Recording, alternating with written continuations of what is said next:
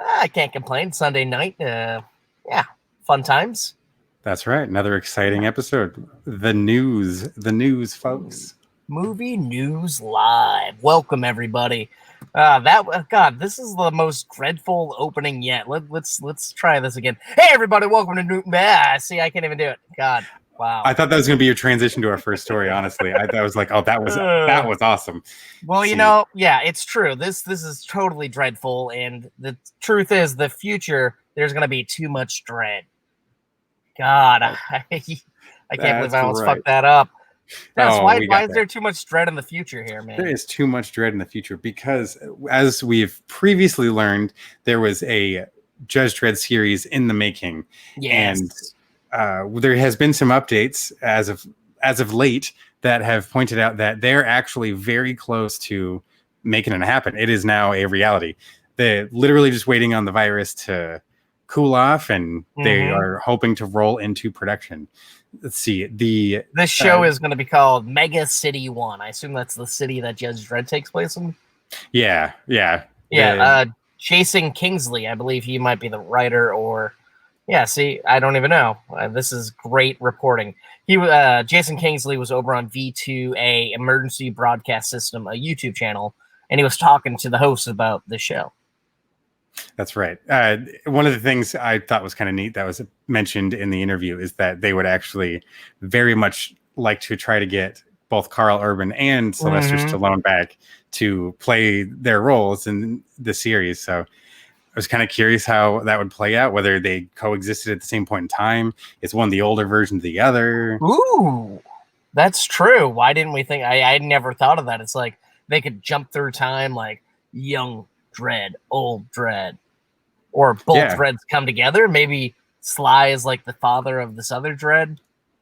That's true. Uncle with the same last name, and there's so many options here that you can go with. I think it sounds like it'd be an exciting series. Honestly, I really enjoyed the Karl Urban film. See, I can't even say his name right. It's not even hard. What was that? 2012. It wasn't something like that. Yeah, it's been a little while, and everyone. It wasn't a huge hit at the box office, but people loved it. Like it became a cult classic, and it's badass. It's intense. It's like an American version of The Raid, except trippy and psychedelic.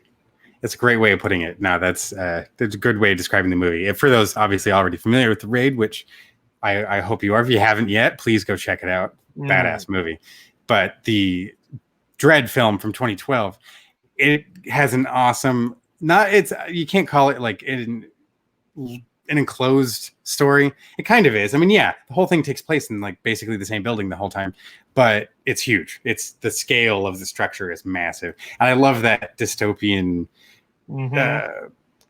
building design, the architecture. I think they shot it in like South Africa, and that really helps sell it. I think the unique look to it. And so Karl Urban has wanted to do a sequel forever. He loved playing the role. I don't know what's going on with Sly, but I mean, he's been doing Rambo, Rocky. He's bringing all his old characters back to life. Why not bring Dredd? I don't see why. Absolutely. No, that's a great excuse to get him back on set and in front of a camera, putting on the old crazy costume. that'd be fun. And then I'd like to see this where he actually has his helmet on the whole time and doesn't do we got to show Stallone's face because he's Stallone. Yeah. I mean, I get it. I get why they did it. He's getting older, so his face isn't as it's believable as a I don't know. I don't know what the fuck I'm saying here.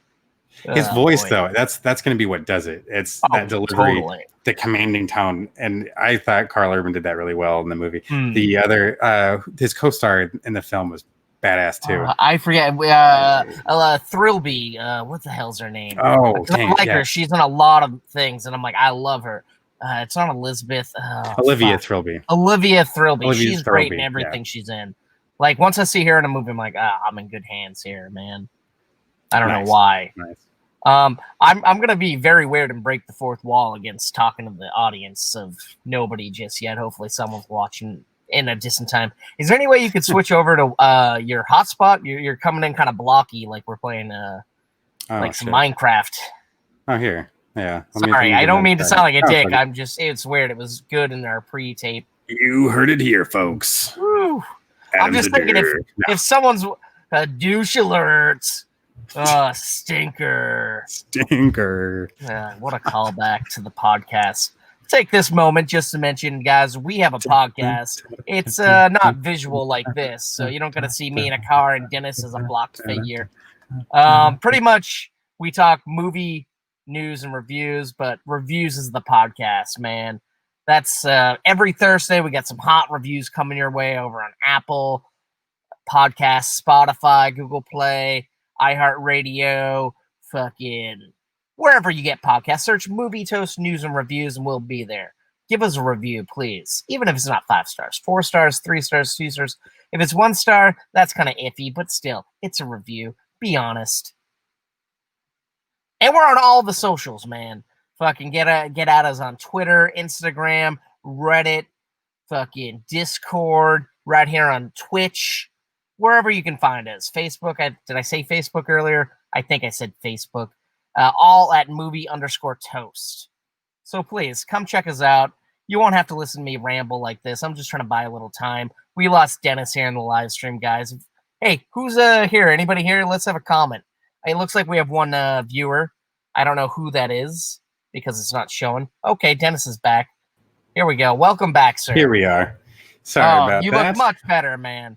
Thank you. All right. Man, good to have you back. We have a viewer, but it's not showing who it is, so I don't know. Hopefully they'll join in on the conversation. Right now we're talking about a Judge Dredd TV show called Mega City 1. And they want Sly Stallone and Carl Urban to be in it. Oh, and I just knocked Dennis out of the thing. Yeah. I just got back here, man. Hey, why don't you go get some Buncha Crunch, man? Go over to AMC. They're a Buncha Crunch company, I heard. You know what? What? They aren't a Buncha Crunch. There's more to them. You got to be fucking with me. I heard they show movies once in a while, too. Oh, no shit.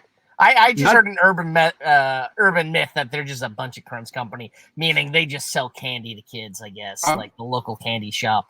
I know. You might have heard it on a popular podcast, too. Something similar to this.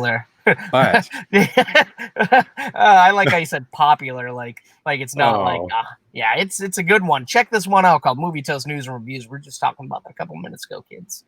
Oh man, what's going on with AMC, Dennis?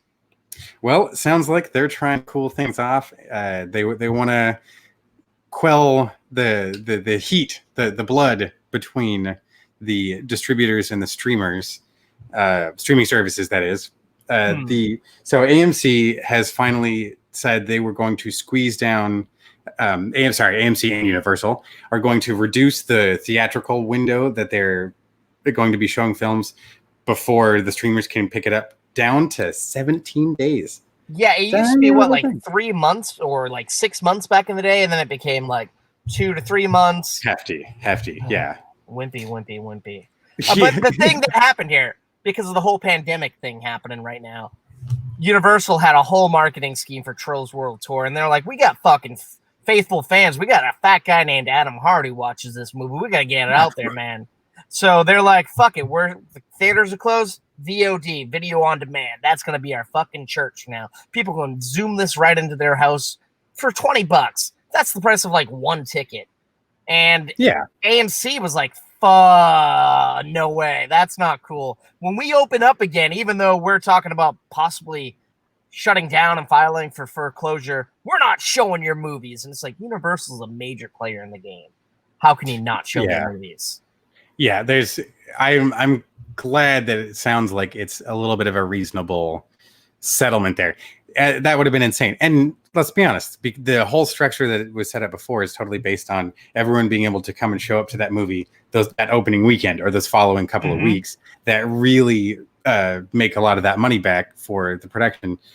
You take that away, holy shit, that's a whole lot of profit loss. And then trying to convince people that, you're going to make your money back on VOD, let's just dump it there. Not everyone's going to agree. Obviously, the distributors. Who am I trying to say? The theater. Yeah, the theater chains are not going to be happy with that decision. But I like the sound of this. The thing, like you just said, some cinemas aren't going to enjoy it. Cinema World, I believe, owns, I want to say, Regal Theaters, or is it? Yeah, I think it's Regal Theaters. They're still like, whoa, you guys played nice and happy. We're still not giving in. We're not showing your movies because that's bullshit. We should have first run. People shouldn't be able to watch it at home. You're ruining the industry. So Universal still has to deal with a couple of theater chains, but AMC is one of the biggest around. So it's like at least that's internationally too. Yeah, like they have theaters around the world. So that at least things are getting out there. I understand the need for these evils, you're not going to get $100 million budget for your tentpole summer movie. We're not going to have those experiences anymore if people don't keep buying into the whole thing. Yeah, that's and at the same time, it's kind of it's kind of a scary world because when the theaters open back up, who knows how many people are going to want to go? It's like I'd love to go, but it's like, do I want to risk my? I think someone who put it perfectly was Spike Lee back when this all started. He's like, if people want to go to the theaters, they're going to kill themselves. Let them go. I want to go. But it's also at the same time that he dropped Defy Bloods over on Netflix. So it's like, but he brings up a good point. It's like dangerous stuff right there. And if anything, it supports that people are still going to watch your films if you put it up on one of these big streamers. I mean, yeah, is it going to limit your exposure? Sure. But there's also a lot of people who aren't looking for quality programming that are only going to accept what's dumped right in front of them. Now, that not even that back into parents with kids, people that might be disabled, people that have a hard time getting a chance to get outside, maybe, are now having an opportunity to see these. And I bet they're going to see double the money. It's like at the same point, Universal loses out a little bit. Well, no, they get the money for the movie ticket, but it's like everyone wins in this situation. Yeah, and there's still going to be the people just like you and I that once we're feeling safe to get back out there, of course we're going to go back to the theaters. That's my favorite way to watch a movie. I want the whole experience, Exactly. That's I don't think it's anything that's going to completely die. Maybe this is something we're going to have to figure out. Unless you're like a huge millionaire or movie buff who can afford it, we don't have theaters with giant projectors and screens and surround sound in our houses. Yeah, there are big TVs and surround sound systems, but nothing matches being at the theater, man. Yeah. Absolutely. Yeah. That rumble of the walls of the screen you're in because the fucking tank is rolling through the screen or whatever is going on. I will always have a soft spot for that, even with all the other little quirks. But hey, now I'm just start finding theater chains that don't let you crinkle your packaging and fucking shit when the movie's going. Yeah, that's my own little. Well, there is now with Universal movies. You can do that at home, man. But the thing I think we've talked about before, at home, there's so many distractions. You can easily whip out your phone. You can go walk away. You can pause it. You can come back and do this and that. Yeah. But you can do that at theaters. Assholes out there. If you do it and you're listening to the show, fuck you. You don't care about movies. But have a little respect. I hate it. Or teenagers go to the movies. I hate that's the one thing, man. Back in the day, anytime. Going to the theaters in the summer. Like, oh, shit, it's summertime. Kids are now here. Now they're running amok being rude. And it's like, we've all been there. Yeah. Joking around, having fun with one another. I feel like an old person. I don't know. But I was probably one of the weird kids that I still tried to actually watch the movie. Like, I've always been into it like that. So it gets really annoying when the world gets distorted by all the other little distractions. Yeah, it takes you out of the whole thing itself. Exactly.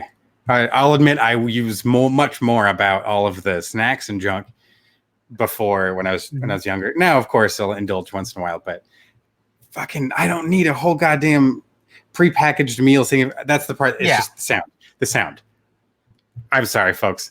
I'm going down that road again. You know what it sounds like, Dennis? It sounds like a fucking nightmare, man. And you know who wants to give you some nightmares? Guillermo del Toro wants to give you nightmares. He wants to make 3. Sorry, what's up? I was going to ask how many nightmares? 3 nightmares, man. 3 Frankenstein nightmares. Because it's such a big book. It's such a large novel. He feels like he has the right take and the Buncha Crunch stuff.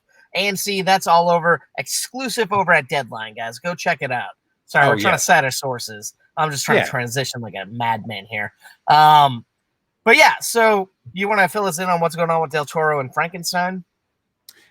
I would be happy to, as soon as I change the page I'm looking at, because for some reason I didn't think to fucking do that while we were trying to do the whole it's initial like this transition. is our fourth live show, and this is probably our rockiest, but it's still fun. We're getting you there. Yeah. We're getting you so last week it was Comic-Con at home, or 2 weeks ago at the point that you're seeing this. And Del Toro was there to promote a movie called Antlers that he produced, and someone asked him what he would make if he had a budget and no restrictions. Yes, and both things, honestly, because he actually named off 2 projects he would love to make.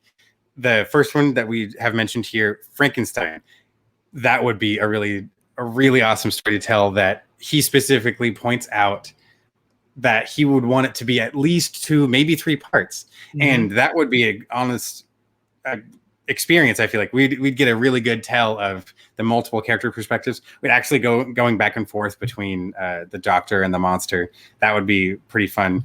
The other story he had mentioned he wanted to also get to one day was it in the Minds of Madness. And I feel like he's been talking about and wanting this for so many years. That one, I would honestly not be surprised. Or sorry, At the Mountains of Madness. Please excuse me, folks. I can't believe I just glazed right over that.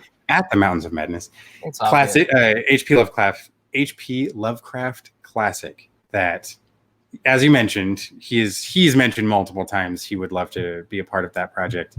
And I feel like after all this time, let's see it happen. Like, let's get. Yeah. I know we were set up to talk about Frankenstein, but it's like, let's make that. No. We talk about both of this. This is all Comic-Con at Home exclusive. You can check out the actual live video on YouTube. Just search Antlers Comic-Con panel on YouTube, and you'll get this. But yeah, Del Toro is a master craftsman. He makes amazing movies. I don't understand why he has to fight for so long. I get every filmmaker has to fight, but when you're Guillermo del Toro and you want to make a movie, God damn it, let the man make a movie. It would be really cool to see what direction he'd want to take it, and the kind of tone he'd bring to the stories, and the intensity that he has in the films he's in. Mm-hmm.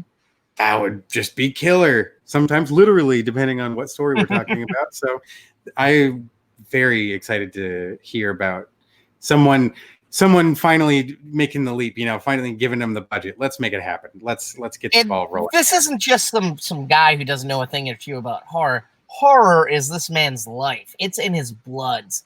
He has multiple. All of them. All the blood flying through him. Yeah.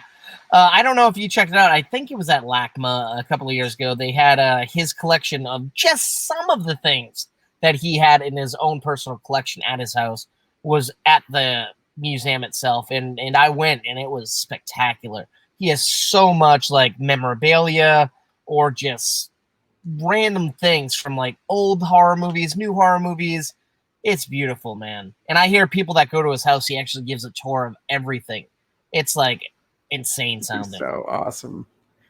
Oh man, yeah. I don't know what this has to do with the story, but it does. No, it's the honest perspective that Del Toro would bring to each of these franchises would be really cool. He's a fan himself. That's yes. I think that's what it lends into. The fact that he cares so much about this corner of storytelling, and it can be done very well. And in the last couple of years, we've seen he's very open to lots of alternative storytelling with his character appearance in the video game Death Stranding. Hideo Kojima's big release from, what was it, 2018? 2019, early 2019. Maybe it's a little more recent than that. 2019, maybe it was last year. I don't know. Within the past 3 years, at least. Yeah. Yeah. I like seeing that. He's all about however you enjoy experiencing the story.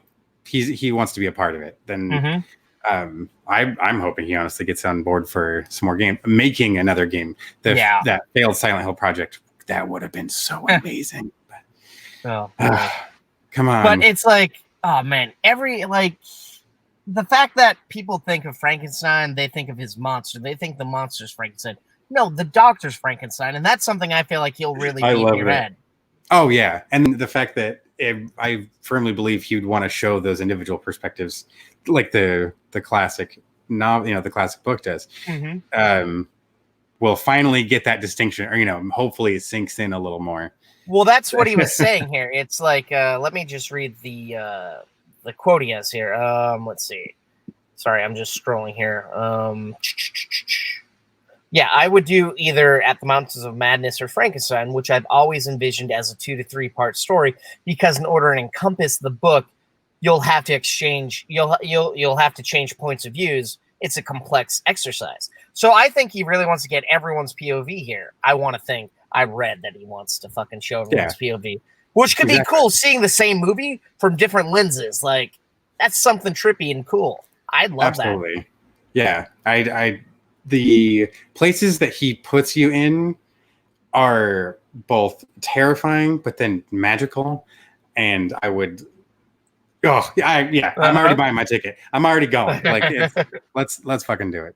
I'm there. I'm there. Yeah. You know what? If he does do this, he's gonna come out looking a little bit haggard, kind of like our main boy Sam Rockwell, which apparently I didn't write the scroll for that one, guys. So.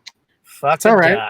We are rolling with it. So, oh my God! Now I've totally lost it too. Sam Rockwell is going to be in a biopic about a famous musician, guys. Actually, not just a famous musician, but who is considered to be one of the most prolific country western artists in American history.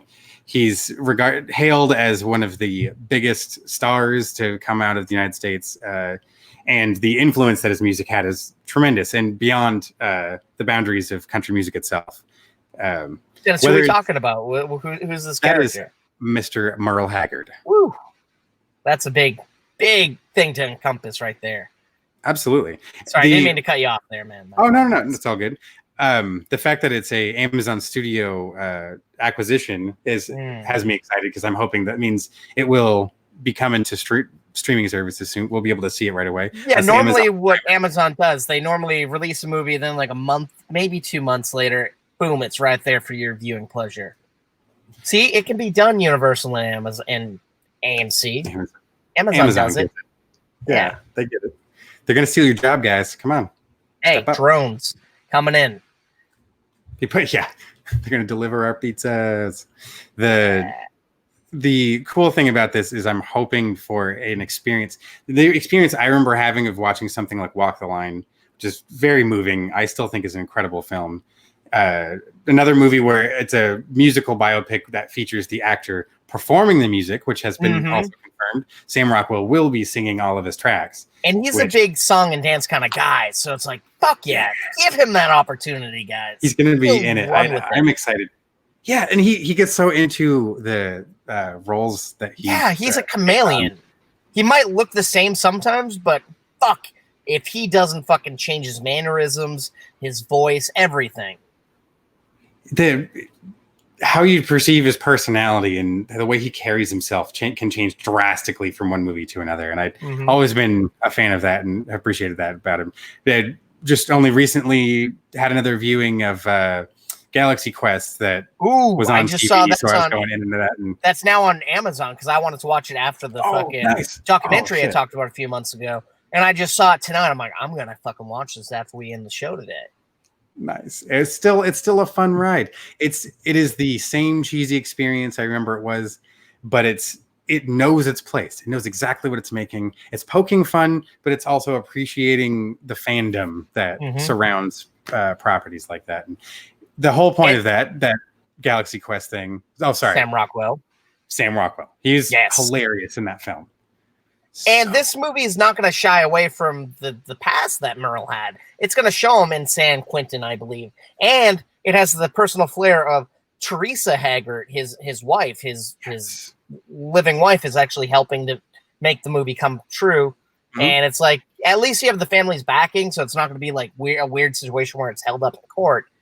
And one of his co-stars from a previous movie from about 2 years ago, what is it, Taraji P. Henson? No. Oh, yeah. Yeah. Yep. She's going to be in this as well. And she's an amazing actress. Oh, shit. Yeah. Sorry. I guess I misread that. I did not go over that specific detail. I think I might be wrong. I think it's a different actress, and boy, am I. It's the director. The director the director from the other film that he co-starred with her in.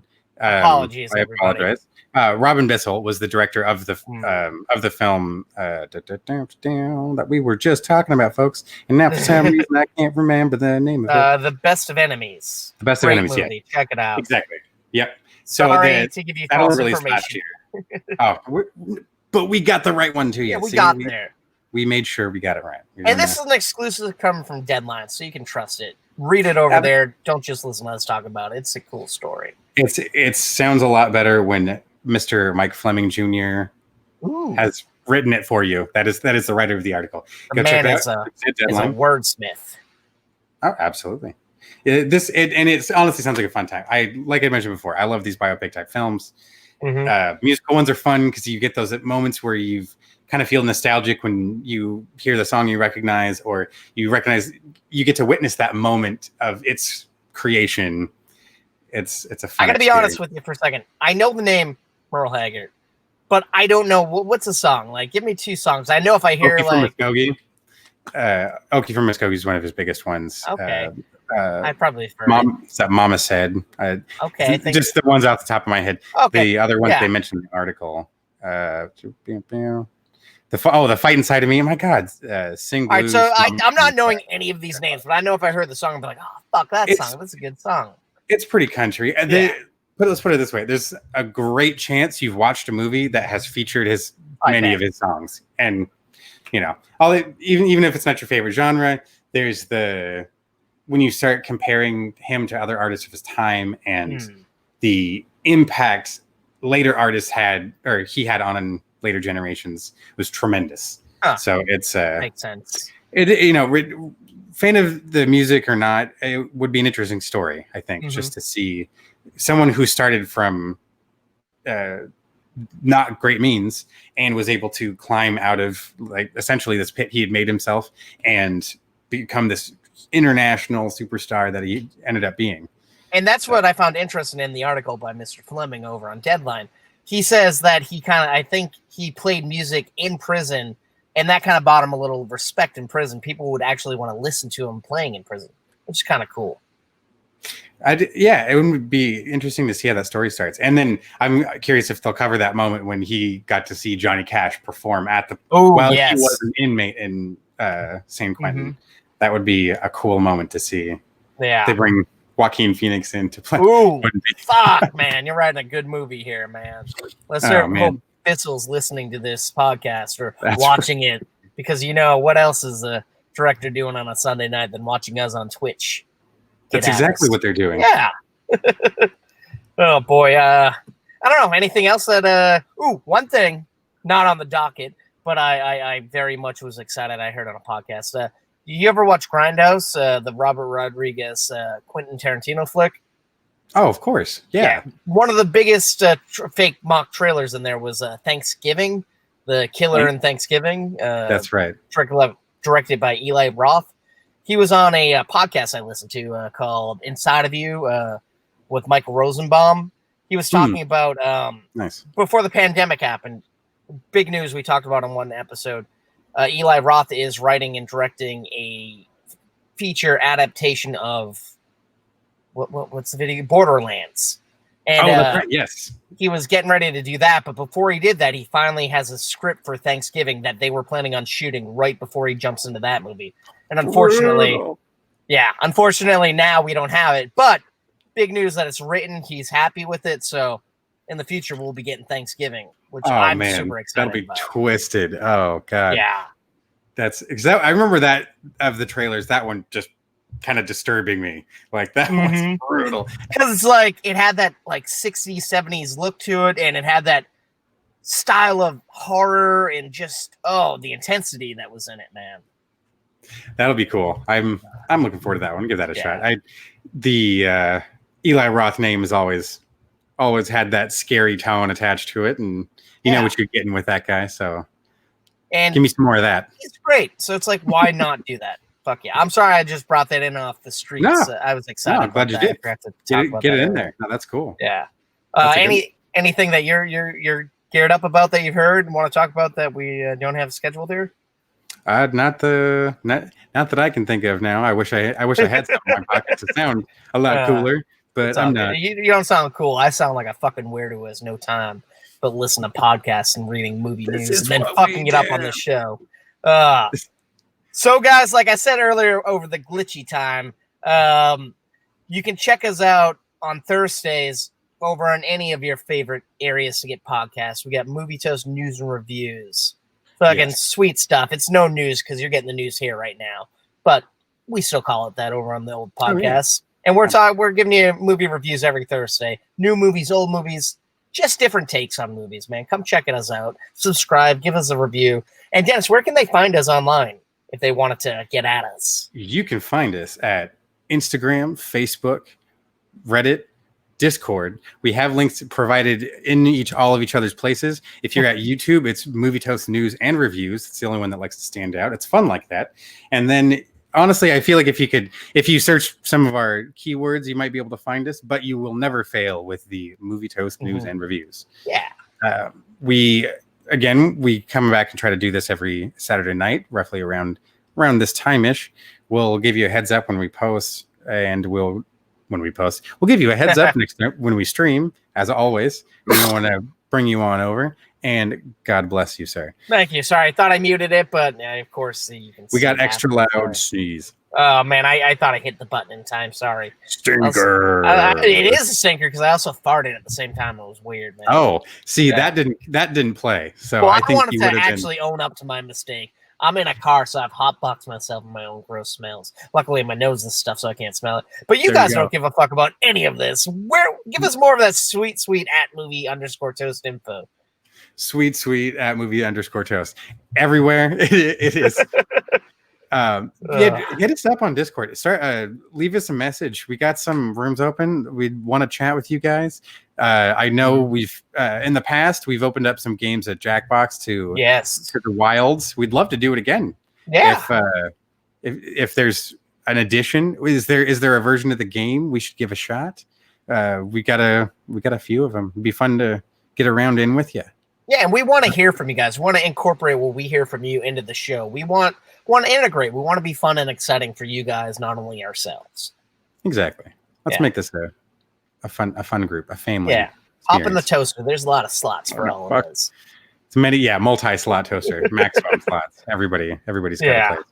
Yeah. So thanks for watching. Hopefully you guys stay safe throughout this crazy anarchy flying around in the world with sicknesses and racism and terrible shit flying around. Thank you for taking the time to view and listen to this stuff. Absolutely. Hope you're able to give you a break from everything. After the people who are fighting the good fight, keeping the shitheads at bay.